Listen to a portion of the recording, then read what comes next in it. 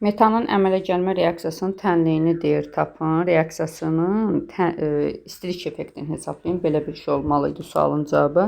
Karbon üstəgəlsin 2 mol H2 əmələ gəlir CH4. İndi bu reaksiyanı biz buradan çıxartmalıyıq.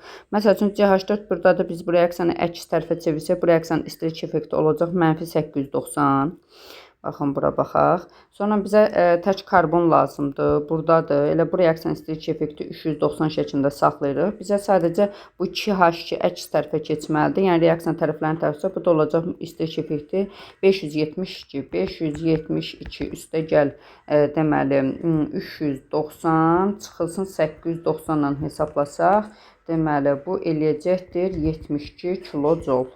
Yəni bu qədər bəsit. Belə deyək də, reaksiyaların tərəflərini dəyişirik. Bu reaksiyanı əks tərəfə çevirsək, çünki bizə 2 mol H2 bu tərəfdə, sol tərəfdədir. Eyni qaydada sağ tərəfə keçməliyik. Yəni bu proseslərə ardıcıl icra edirik.